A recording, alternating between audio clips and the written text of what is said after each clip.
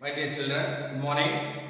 Quantum mechanical model of atom last part போன வீடியோல என்ன நம்ம பார்த்தோம்னா எலக்ட்ரானிக் அரேஞ்ச்மெண்ட் இன் ஆட்டம்ஸ் எப்படி இருக்கும் அப்படிங்கறத பார்க்கும்போது எனர்ஜி ஆஃப் ஆர்பிட்டால்ஸ் அப்படிங்கிற ஒரு விஷயம் பார்த்தோம். இப்போதான் நம்ம ஃபைனல் ஸ்டேஜுக்கு வந்துட்டு இருக்கோம். என்ன அப்படின்னு கேட்டோம்னா ஒரு ஆட்டம்ல 1 எலக்ட்ரான் 2 3 5 10 50 90 எத்தனை எலக்ட்ரான் வேணா இருக்கலாம். அந்த எலக்ட்ரான்ஸ் எப்படி அரேஞ்ச் ஆகிருக்கு அதுதான் electronic arrangement. This is very important. இதை வச்சு தான் every property of element can be explain. அதனால் இதுக்காக தான் இந்த லெசனை நம்ம கொடுத்துருக்கோம். So electronic arrangement in atoms. இது எப்படி நம்ம போன இதுலலாம் என்ன படித்தோம்? 6 பிரின்சிபல்ஸ் படித்தோம். எனர்ஜி எப்படி இருக்கும் அப்படின்றதெல்லாம் படித்தோம் இல்லைங்களா? இந்த எனர்ஜி பற்றிலாம் படிக்கும்போது இந்த எல்லாமே கேள்விப்பட்ட எலக்ட்ரானிக் இல்லை எஸ்ல 1 ஆர்பிட்டால் 2 எலக்ட்ரான், பியில் 3 ஆர்பிட்டால் 6 எலக்ட்ரான் இதெல்லாம் படித்தோம். இந்த குவாண்டம் நம்பர்ஸ் எல்லாம் கேள்விப்பட்டோம். அடுத்து என்ன சொன்னோம்? எனர்ஜி எப்படி இருக்கும் அப்படிங்கிறது n+l அப்படிங்கிற ரூல் படி படித்தோம். அந்த எனர்ஜி ஆர்டர் தெரிஞ்ச பின்னாடி எப்படி எலக்ட்ரான்ஸ் ஃபில்லப் ஆயிருக்கு அப்படின்னு நம்ம பார்க்க போகிறோம். அது பார்க்கும் பொழுது இன்னும் ஒரு 3 இம்பார்ட்டன்ட் பிரின்சிபல்ஸ் அல்லது ரூல் கண்டிப்பாக தெரியணும் நமக்கு. இது கேள்விப்பட்டிருக்கேன். இந்த 3ல் ஏதாவது ஒன்று எக்ஸாம்பிள் கேட்பாங்க. 2 கேட்டாலும் ஆச்சரியப்படுறதுக்குல very important but very simple. என்னென்ன? Filling of orbitals can be done after knowing aufbau principle அப்படின்னு ஒரு பிரின்சிபல், பாலிஸ் எக்ஸ்க்ளூஷன் பிரின்சிபல் ஒரு பிரின்சிபல், அப்புறம் ஹூம்ஸ் ரூல் அப்படின்னு ஒரு ரூல். Simple, very simple. ஒன்று பண்ணலாங்களா? இது உங்களுக்கே தெரிஞ்சது. ஆல்ஃபா பிரின்சிபல்னா என்னன்னு கேட்டோம்னா, ஆல்ஃபா அப்படிங்கிறது யாருடைய பேரும் கிடையாது, எந்த சயின்டிஸ்டுடைய பேர் இல்லை. ஆல்ஃபா அப்படிங்கிறது ஜெர்மன் வேர்ல்டு. அதுக்கு மீனிங் என்னன்னா to build up. Build up அப்படின்னா எப்படி கட்டுமானம் தமிழில் சொல்லலாம். ஒரு பில்டிங் கட்டும்போது எங்கேருந்து ஸ்டார்ட் பண்ணுவோம்? நம்ம கிரவுண்ட்ல இருந்து ஸ்டார்ட் பண்ணுவோம், கிரவுண்ட் லெவல். அப்புறமா தான் ஒன்னொன்னா மேலே போகும், ஃப்ரம் பாட்டம் டு டாப். அது மாதிரி ஆல்ஃபா எப்படி பில்டப் பண்ணுறோம் அப்படின்றது, எலக்ட்ரான்ஸ் எப்படி ஆர்பிட்டால்ஸில் வரிசையாக ஃபில்லப் ஆகுதுன்னு சொல்கிறோம். இது என்ன பிரின்சிபல்? Very simple. என்ன அப்படின்னு கேட்டோம்னா, ஒரு ஆட்டமில் first shell, second shell, third shell, fourth shell எல்லாம் ஒரு ஷெல்லையும் ஃபர்ஸ்ட் ஷெல்லில் 1s, செகண்ட் ஷெல்லில் 2s 2p, தேர்ட் ஷெல்லில் 3s 3p 3d, ஃபோர்த்தில் 4s 4p 4d 4f எல்லாம் இருக்கா. இதில் எந்த ஆர்டரில் எலக்ட்ரான்ஸ் போய் உள்ள என்டர் ஆகும், எந்த ஆர்டரில் அப்படின்னு கேட்டோம்னா, சிம்பிளாக சொன்னோம்னா electrons enter in any atom in the increasing order of energy. increasing order of energy தான் என்ன சார் அப்படின்னு கேட்டோம்னா உங்களுக்கு புரியும். எந்த ஆர்பிட்டால்ல எலக்ட்ரான் என்டர் ஆகும் அப்படின்னு கேட்டோம்னா, orbital having least energy orbital கம்ப்ளீட்டா ஃபில் அப் ஆச்சுன்னா electron will enter into the next higher energy level. next higher energy level fill up ஆயிடுச்சுன்னா அதுக்கு அப்புறம் அடுத்த எனர்ஜி. ஸோ அதான் increasing order of energy of orbitals. இதான் aufbau principle. electrons enter in the increasing order of energy of orbitals in any atom. இதான் aufbau principal. ரெண்டே line, ஈஸியாக memorise ஆகலாம், ஈஸியாக புரிஞ்சுக்கலாம். அந்த ஆர்டர் எப்படி இருக்கும் நம்ம படிச்ச ஞாபகம் இருக்கு இல்லைங்களா? இப்போ எலக்ட்ரான் ஒரே ஒரு எலக்ட்ரான் வருது, எங்கே போகும்? நம்ம இது படித்தோம், இது புக்லேயே கொடுத்துருக்காங்க. புக்கில் வந்து பேஜ் நம்பர் சும்மா சிம்பிளாக புரிஞ்சுக்கலாம். நம்ம பேஜ் நம்பர் 52ல் கொடுத்துருக்காங்க. நம்ம ஒரே லைனில் எழுதுனதை இன்னும் கொஞ்சம் தெளிவாக புரிய வைக்கிறாங்க. சரி, ஃபர்ஸ்ட் ஷெல்ல 1s, செகண்ட் ஷெல்ல 2s 2p, தேர்ட் ஷெல்ல 3s 3p 3d, ஃபோர்த் ஷெல்ல 4f வரைக்கும், ஃபிஃப்த் ஷெல்ல 6th ஷெல் 7th ஷெல். ஏன்னா எலக்ட்ரான்ஸ் இந்த 7th ஷெல் வரைக்கும் இருக்கும் மாதிரி தான் எலிமெண்ட்ஸே தெரியும். அதோட நிறுத்திக்கும். இப்போ ஒரு எலக்ட்ரான் வருது, எங்கே போகும்? இருக்கிறதுலே லீஸ்ட் எனர்ஜி அது 1s, இங்கே போகும். எஸ்ல எத்தனை பிடிக்கும்? 2. ரெண்டாவது எலக்ட்ரான் வந்தால் எங்கே போகும்? இங்கே தான் போகும். மூணாவது எலக்ட்ரான் வந்தால் எங்கே போகும்? So the lower energy is completely filled with 2 electron. Third electron எங்கே என்டர் ஆகும்? 2s. ஃபோர்த் எலக்ட்ரான் 2sலே, ஏன்னா அதில் 2 பிடிக்கும். ஃபிஃப்த் எலக்ட்ரான் வந்தால் எங்கே போகும்? ஸோ லோயர் எனர்ஜி ஃபில்டும் போது இங்கே போகும். இந்த ஆர்டர் தான். பியில் எத்தனை மேக்ஸிமம் பிடிக்கும்? 6. அப்போ 10 எலக்ட்ரான்ஸ் இருந்தால் இதில் ஃபில் அப் ஆகிடும். 2 2 6. 11th எலக்ட்ரான் 12th இங்கே தான், அடுத்த ஒரு 6 எலக்ட்ரான்ஸ் இங்கே தான். இங்கே தான் ஒரு விஷயம் கவனிக்கணும். ஆக்சுவலாக ஆட்டமில் 3sக்கு அப்புறம் 3p, 3pக்கு அப்புறம் 3d இருக்கும். பட் எனர்ஜி n+l ரூல் ஞாபகம் இருக்கும் உங்களுக்கு. n+l இது பார்த்தீங்கன்னா n3, p எவ்வளோ 1, அப்போ 4. இதுக்கு பார்த்தோம்னா 4. என்ன சொன்னோம் நம்ம, இந்த பிரின்சிபல் குவாண்டம் நம்பர் எதுக்கு குறைவாக இருக்கோ அதுக்கு தான் லீஸ்ட் எனர்ஜி, அதிகமாக இருக்கிறது அதிக எனர்ஜி. இப்போ இந்த ரெண்டுல பார்த்தோம்னா இது 4s, 4 + 0 எவ்வளோ வரும் 4, 3 + 2 5. அப்போ இதை விட இதுக்கு எனர்ஜி அதிகம். இதை n+l ரூல் ஞாபகப்படுத்தி பார்த்தோம். ஸோ 3pக்கு அடுத்து இங்கே ஃபில்லப் ஆகும், அப்புறம் தான் 3d, 3dக்கு அடுத்தது 4p, 4pக்கு அடுத்தது இங்கெல்லாம் கிடையாது 5s, 5sக்கு அப்புறம் 4d. சார் இதெல்லாம் நம்ம எப்படி, நான் உங்களுக்கு ஒரு ஐடியா சொல்லி கொடுக்குறேன், புரிஞ்சுக்கோங்க முதல்ல. ஸோ இந்த ஆர்டரில் ஸோ 4dக்கு அப்புறம் 5p, 5pக்கு அப்புறம் 6s, 6sக்கு அப்புறம் 4f, 4fக்கு அப்புறம் 5d, 5dக்கு அப்புறம் 6p, அப்புறம் 7s, அப்புறம் 5f, அப்புறம் 6d. இந்த ஆர்டரில் ஃபில்லப் ஆகும் அப்படின்றத புரிஞ்சுக்கோங்க. மனப்பாடம் பண்ண வேண்டிய அவசியம் இல்லை, தெரிஞ்சு வச்சிருக்கணும். இதுதான் aufbau principle. So aufbau principle simply electrons are filled in the increasing order of energy of orbitals. அவ்வளோதான் முடிஞ்சு. ரெண்டாவது பாலி எக்ஸ்க்ளூஷன் பிரின்சிபல் அப்படின்னா என்ன அப்படின்னு கேட்டோம்னா, இப்போ when electrons are filled, ஒவ்வொரு இந்த வேரியஸ் ஆர்பிட்டாலில் அப்படின் போது வேரியஸ் ஒரு எலக்ட்ரான் வந்து எந்த சப்ஷனில் இருக்குது n வேல்யூ சொல்லலாம், எந்த எந்த ஷெல்லில் இருக்கு n வேல்யூ, எந்த சப்ஷனில் இருக்குது l வேல்யூ, எந்த ஆர்பிட்டால் இருக்குது m வேல்யூ, அந்த ஆர்பிட்டால்ல என்ன ஸ்பின் இருக்குது spin quantum number. So every electron is defined, is specified with 4 quantum numbers. எந்த ஷெல், எந்த சப்ஷெல், சப்ஷெல்குள்ள எந்த ஆர்பிட்டால், அந்த ஆர்பிட்டால்ல 2 எலக்ட்ரான்ஸ் கேள்விப்பட்டோம், அதுல என்ன ஸ்பின் இருக்கு, இந்த நாலும் சொன்னாதான் அந்த எலக்ட்ரானை டிஃபைன் பண்றோம். இப்படி ஒரு எலக்ட்ரானுக்கு when we write the 4 quantum numbers, 4 quantum numbers எழுதும்போது same atomல even 2 electrons cannot have same values for the set of quantum numbers. இதான் Pauli exclusion principle. that means ஒவ்வொரு எலக்ட்ரானுக்கும் ஒரு ஆட்டம்ல 2 எலக்ட்ரான் இருந்தாலும் சரி, 10, 50, 60, 80 எலக்ட்ரான்ஸ் இருந்தாலும் சரி, ஒவ்வொரு எலக்ட்ரானுடைய set of quantum number is unique for that. யூனிக்னா அந்த செட் அதுக்கு மட்டும்தான். நம்ம கேள்விப்பட்டிருக்கோம் ஃபிங்கர் பிரிண்ட். ஒரு மனுஷனுக்கு இருக்க ஃபிங்கர் பிரிண்ட் இன்னொருத்தருக்கு கிடையாது. எத்தனை லட்சம் பேர் இருந்தாலும் சரி, எத்தனை கோடி பேர் இருந்தாலும் சரி. அதுபோல ஒரு எலக்ட்ரான் சொன்னால் அதனுடைய செட் ஆஃப் 4 குவாண்டம் நம்பர்ஸ் இன்னொரு எலக்ட்ரானோட கம்பேர் பண்ணும்போது நானும் சேமா இருக்கவே முடியாது. இதுதான் Pauli exclusion principle. No 2 electrons, no 2 negative state, no 2 electrons in the same atom can have same values of 4 quantum numbers. So no 2 electrons in any atom can have the same value for the set of 4 quantum numbers. Very simple. For example, hydrogen எடுக்கிறேன். ஹைட்ரஜன்ல only 1 electron.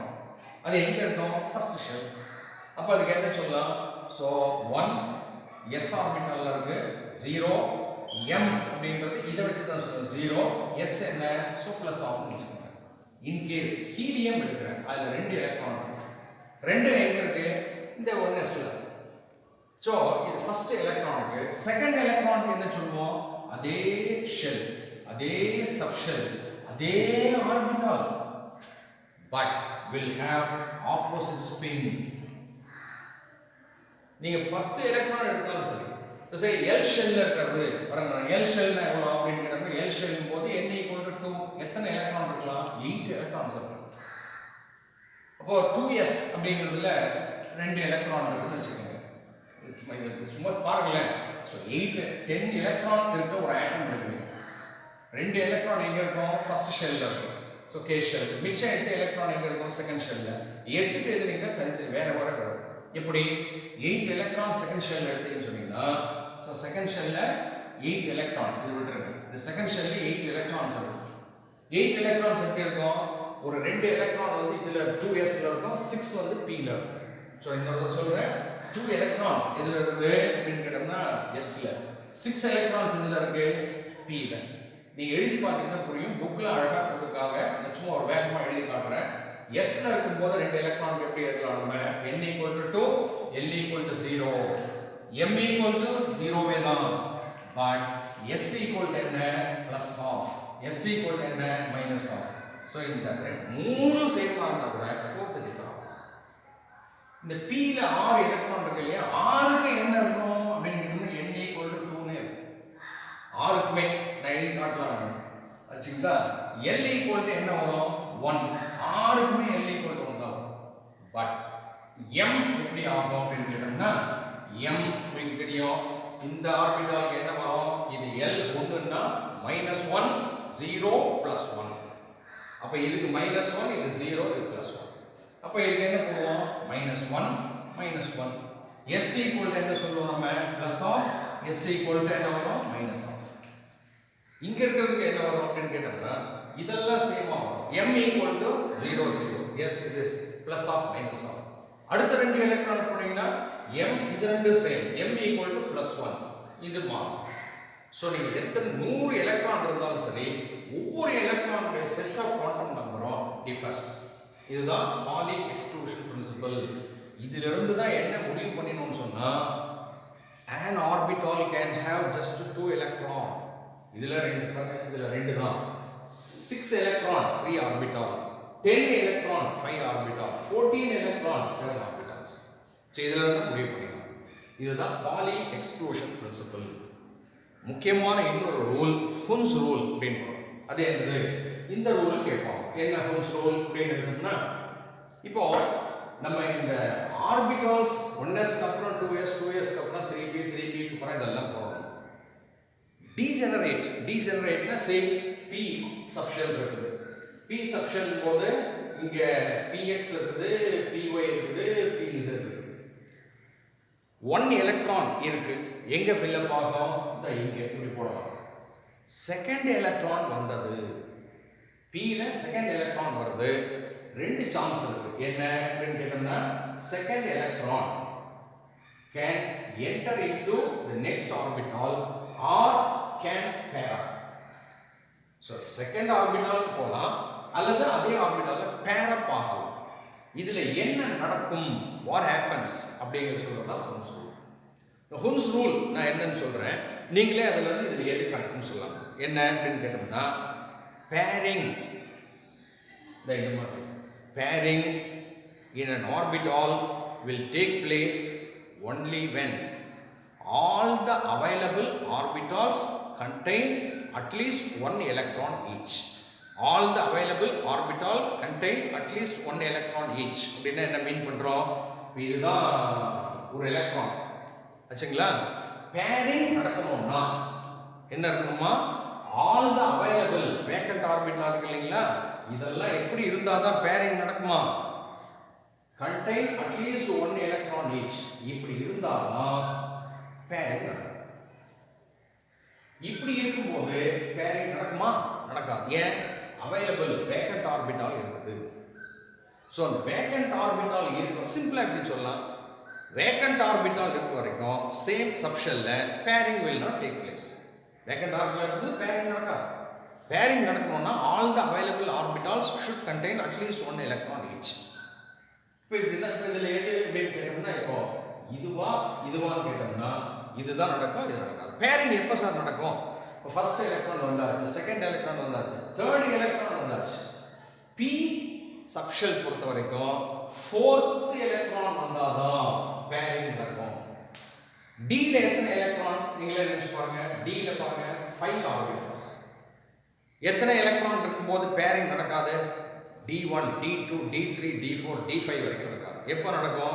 6th electron வந்தாதான் Dல bearing நடக்கும். இதுல எத்தனை orbitals இருக்கு? 7 electrons வந்ததுன்னா ஒன்னொன்னா fill up ஆயிட்டு எல்லாம் ஃபில்ட் வித் 1 each போது 8th எலக்ட்ரான் தான் இதுல என்ன ஆகும் அப்படின்னு கேட்டோம்னா will get paired. ஸோ இதுல பேரிங் ப்ராப்ளமே இல்லை. 1 2 அடுத்து. ஆனா இதுல வரும்போது எத்தனாவது எலக்ட்ரான் பேரிங் நடக்கும்? 4th electron. இதுல பொறுத்தவரைக்கும் எத்தனாவது எலக்ட்ரான் பேரிங் நடக்கும்? 6th electron. இதை பொறுத்தவரைக்கும் எத்தனாவது எலக்ட்ரான்? 8th electron. இதுதான் ஹோம்ஸ் ரூல். ஸோ இந்த 3 ரூல் பேஸ் பண்ணி தான் எலக்ட்ரானிக் கான்ஃபிகரேஷன் நம்ம எழுத போகிறோம். என்னென்ன ரூல் பாருங்க.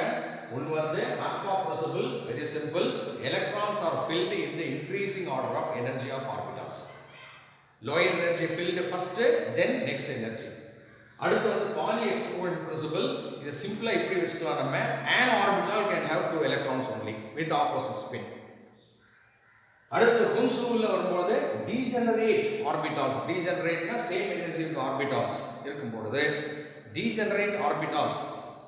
Pairing in degenerate orbital will take place only when all the available orbitals contain at least 1 electron each. இதுதான் ஹோம்ஸ் ரூல். இதை பேஸ் பண்ணி நம்ம எலக்ட்ரானிக் கான்ஃபிகரேஷன் எழுதலாம்.